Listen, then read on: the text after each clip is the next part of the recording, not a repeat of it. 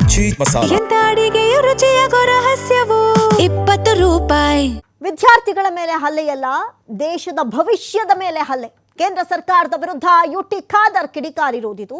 ಪ್ರತಿಭಟಿಸಿದ ವಿದ್ಯಾರ್ಥಿಗಳ ಮೇಲೆ ಲಾಠಿ ಚಾರ್ಜ್ ಆಗಿದೆ.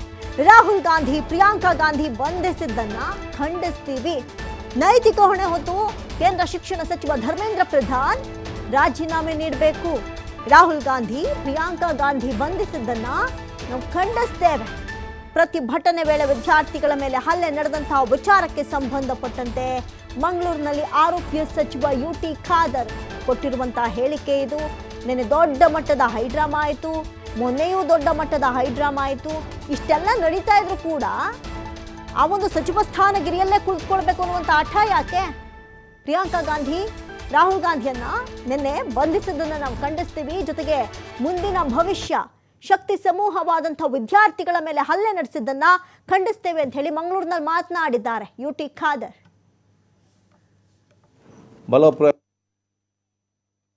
ಹಲವಾರು ವಿದ್ಯಾರ್ಥಿಗಳ ಮತ್ತು ವಿದ್ಯಾರ್ಥಿನಿಯರ ಆತ್ಮಹತ್ಯೆ, ಸಾವು, ಇದಕ್ಕೆ ಪ್ರತಿಭಟಿಸಿದಂಥ ಆ ವಿದ್ಯಾರ್ಥಿಗಳ ಮೇಲೆ ಇವತ್ತು ಪೊಲೀಸ್ ಬಲಪ್ರಯೋಗ ಮಾಡಿಕೊಂಡು ಲಾಠಿಯಲ್ಲಿ ಹೊಡೆಯುವಂಥದ್ದು.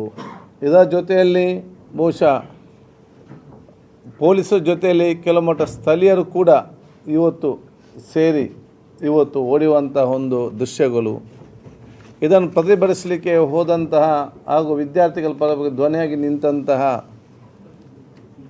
ರಾಜ್ಯದ ಲೋಕಸಭೆಯ ಪ್ರತಿಪಕ್ಷ ನಾಯಕರಾಗಿರುವಂಥ ರಾಹುಲ್ ಗಾಂಧಿ ಮತ್ತು ಕಾಂಗ್ರೆಸ್ ನಾಯಕರ ಮೇಲೆ ಇವತ್ತು ಅವರನ್ನು ಬಂಧಿಸಿ ಬಹುಶಃ ಅವರ ವಿರುದ್ಧ ಕ್ರಮ ತಗೊಂಡನ್ನು ನಾವೆಲ್ಲರೂ ಕೂಡ ತೀವ್ರವಾಗಿ ಖಂಡಿಸ್ತೇವೆ. ಬಹುಶಃ ಇವತ್ತು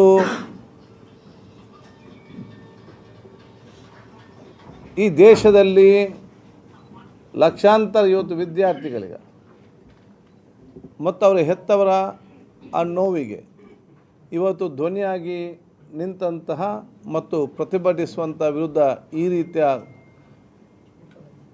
ಕ್ರಮ ತೆಗೆದುಕೊಳ್ತಿರುವುದು ಇದು ಇಡೀ ಭಾರತ ದೇಶದ ಸಂವಿಧಾನ ಮತ್ತು ಪ್ರಜಾಪ್ರಭುತ್ವಕ್ಕೆ ಮಾಡುವಂಥ ಅತ್ಯಂತ ದೊಡ್ಡ ಅಪಪ್ರಚಾರ ಅಂತ ಹೇಳಲಿಕ್ಕೆ ಬಯಸ್ತೇನೆ. ಬಹುಶಃ ವಿಶ್ವದಲ್ಲೇ ಭಾರತ ದೇಶವನ್ನು ತಲೆದಗ್ಗಿಸುವಂತಹ ಕೆಲಸವನ್ನು ಇವತ್ತು ಕೇಂದ್ರ ಸರ್ಕಾರ ಇವತ್ತು ಮಾಡ್ತಾ ಇದೆ.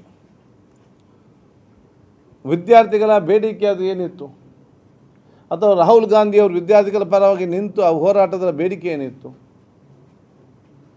ಇವತ್ತು ಪಾರ್ಲಿಮೆಂಟಲ್ಲಿ ಕೂಡ ಈ ಸಂಬಂಧಪಟ್ಟಾಗೆ ಮಾತಾಡಲಿಕ್ಕೆ ಬಿಡೋದಿಲ್ಲ.